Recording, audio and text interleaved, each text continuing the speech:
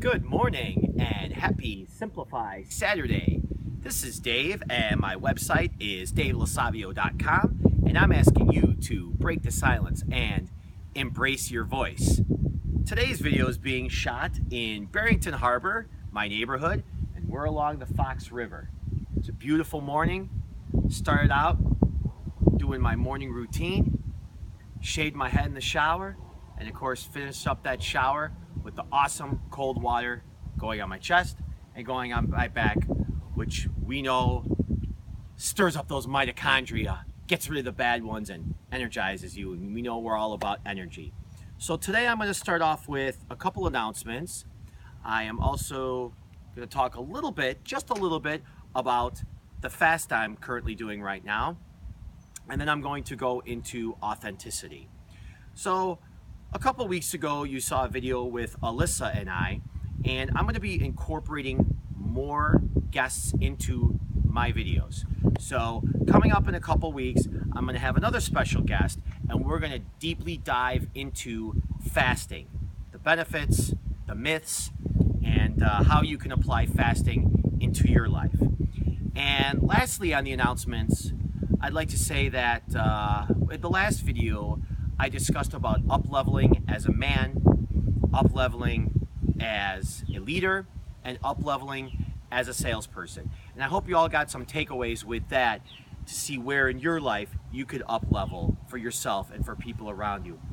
But I didn't commit to up-leveling on these videos. And moving forward, I am committing to you and asking you to hold me accountable to up-leveling these videos so you can get the most out of them. It's not all about me. I love sharing my journey. At the same time, I really want it to have an impact so we all get passionate about what we love to do in life and we can better serve others and just be happy in this community that we're all into. So I am about 2 hours away from the end of my 64-hour fast.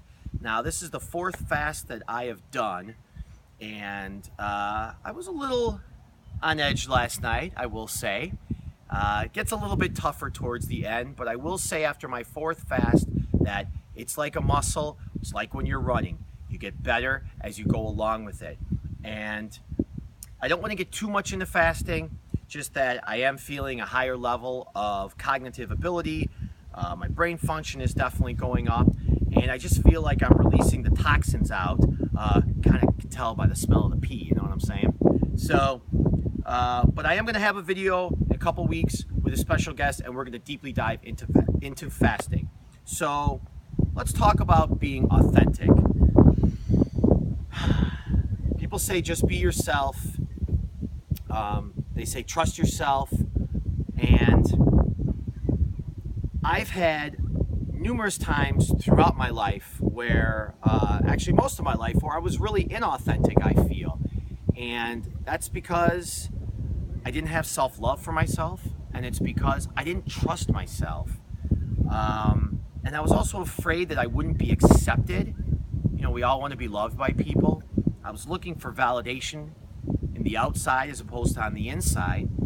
And just thought that people wouldn't like me, or they would think I was weird by the things I was saying. And in the last couple of years, I've really taken the level of authenticity up higher. And I gotta say that it really feels good.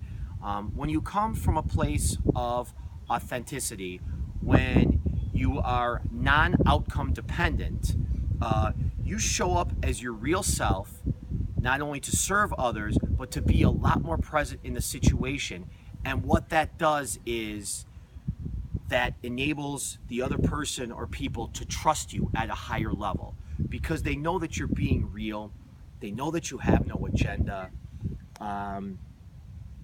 Something that my friend Aaron said to me recently was, when you go on sales calls, Dave, do you tell them about your story? And I'm like, yeah, I tell them about packaging and I talk to them about this. He said, no. Do you pre-frame and give them a 30 or 60 second about your story, about Dave's story? And I said, no. He goes, wouldn't that be authentic of you? Wouldn't that be really great to share what your passions are in life, just for 30 or 60 seconds so they know a little bit more about you. So that was really powerful. Thank you very much, Aaron. Being authentic, take for instance the river back here. It's like, it's fluid. It's nothing more than a river.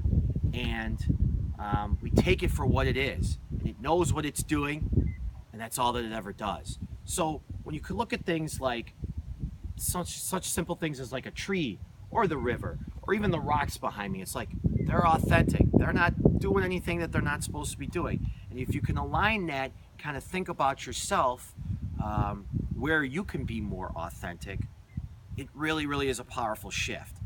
In fact, there's a question that one of my coaches said to me, Ben, he said, ask people in your life, what can I do to earn more trust in this relationship? And that's a really, really powerful question to be asking people in your life, because authenticity builds trust.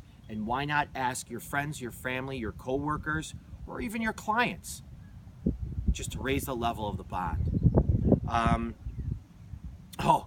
And something that I learned a couple months ago, which was really kind of funny, is that somebody told me that these lines right here, that you could see a little bit because I'm squinting from the sun, but the lines right here, Michael told me that, you know, those are the thinking lines.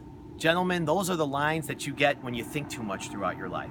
And I always consider myself a little bit too much of a thinker at times, which meditation really helps. Check out that road.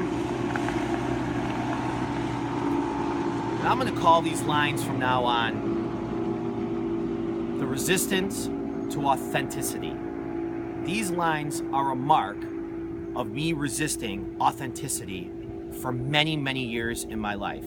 And I promise to myself, and I promise to you, moving forward, that every single day I will check in with myself, being more authentic, presenting myself, being radically honest, and being present to serve you, to serve my clients, to serve my coworkers, and to serve my crew. I really appreciate you listening to this video.